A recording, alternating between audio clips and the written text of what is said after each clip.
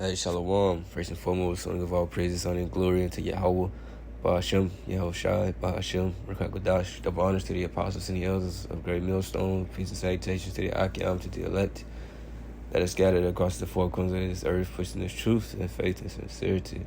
I'm the brother Shemala from the GMS Houston camp. And this lesson is going to be entitled, Will thou destroy all the residue of Israel? Right, basically going into the Most High when he started judging this place and started judging our people. Right, the way the Most High is going to be putting people to death, right? Mainly the Israelites. You see, because these other nations, they're going to get judged regardless. But, upon his people, right, which are the Negroes, Latinos, and Native Americans, right? The way that they gonna be dropping is just gonna be like, damn, is he gonna, take all of us out?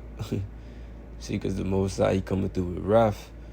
Because look at the wickedness that is in the earth. Look at the things that our people are doing. Look at all the pride they got. Look at all the idols they serving.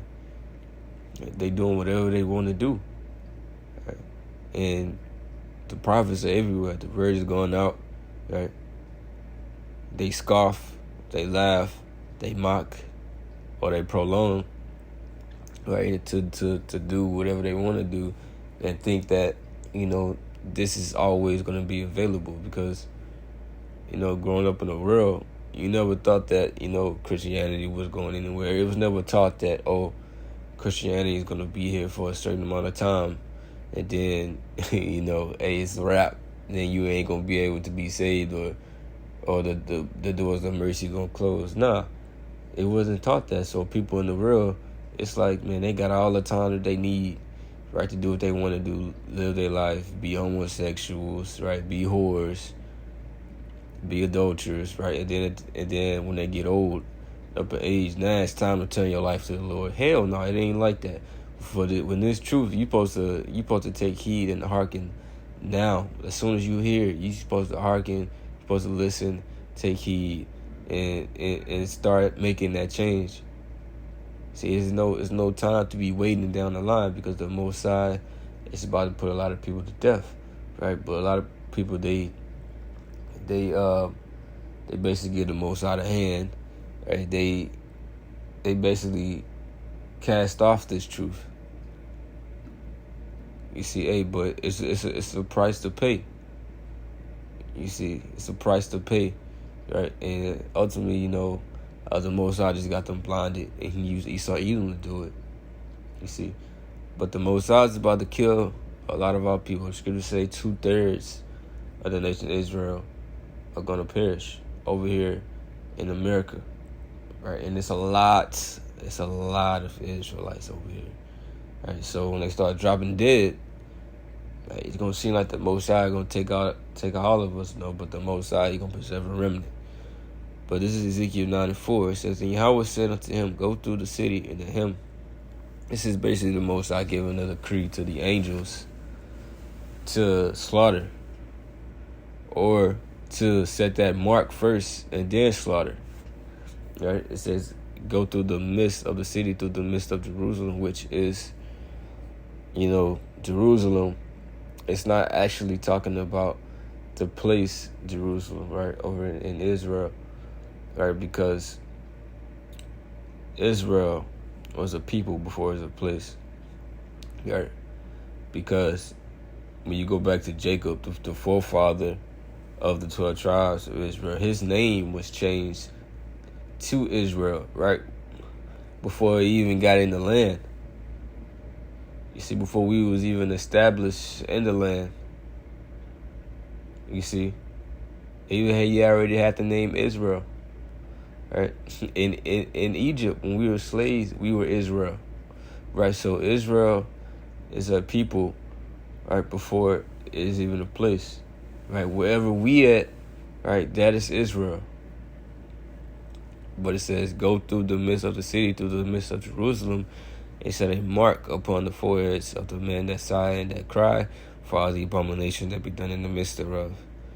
And go into this word mark, Strong's H84 20, Dawa, right? A mark, signature, desire, mark as a sign of exemption from judgment. Meaning, hey, look, this person right here, he's good, right? This destruction is not gonna touch him, right?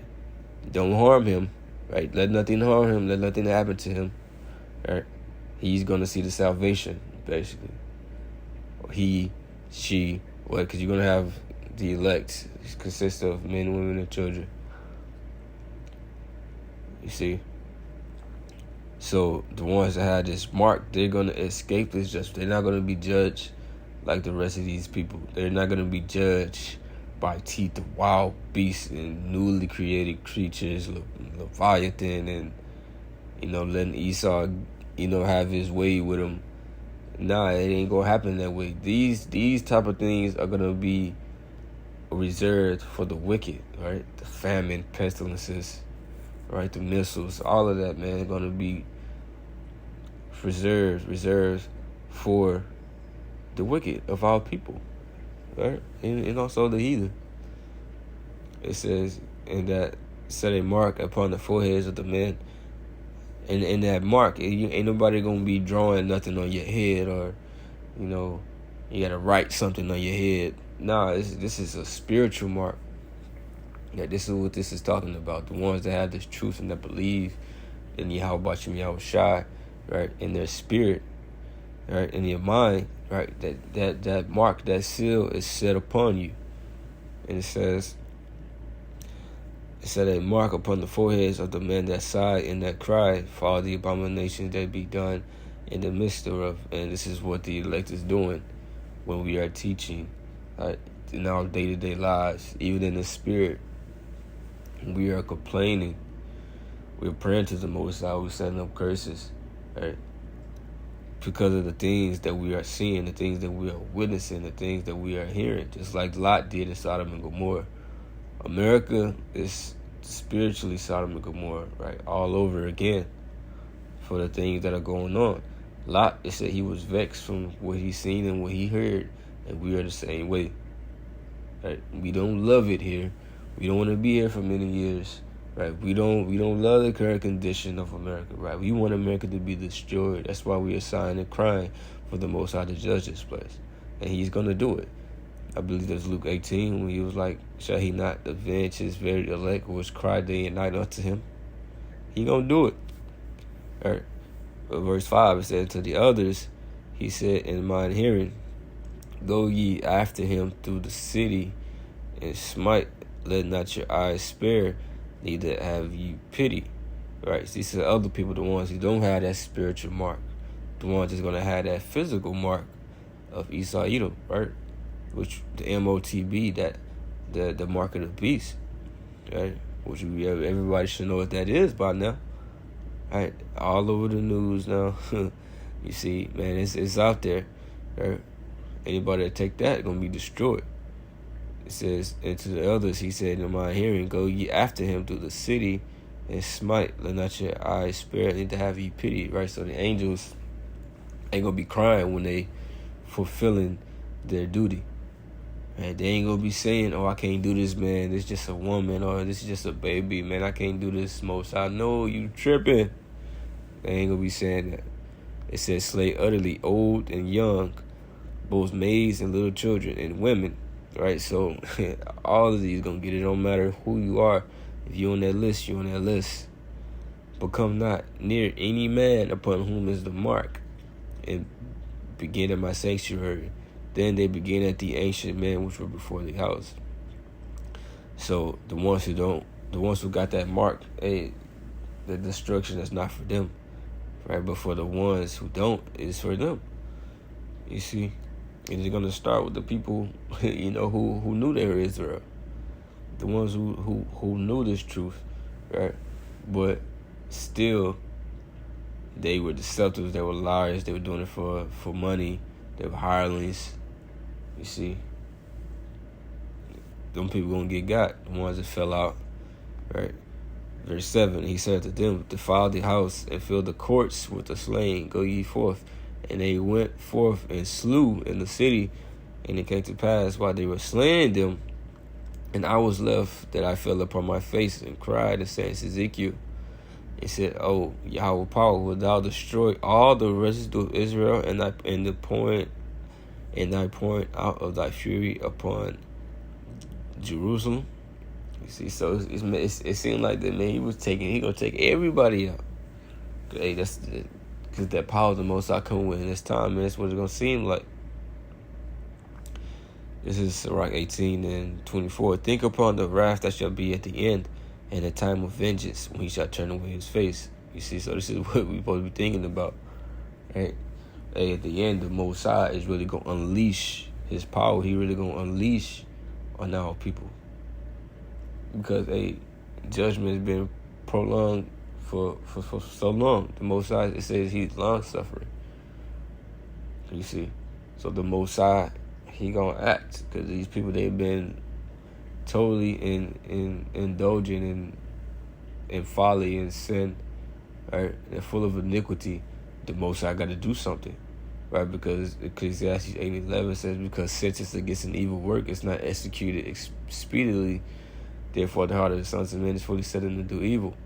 Right, so this is why they doing what they doing. Hey, but the Most High gonna start acting. But this is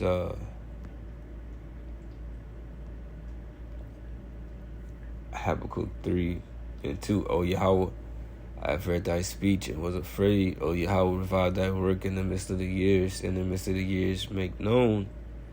In wrath, remember mercy. So this is what we gonna be praying for. Like, while the Most High is out here doing what he doing, man, have mercy upon us. You see, have mercy upon us, the ones that has been laboring, the ones that's been believing, right? That ain't been wavering. Right?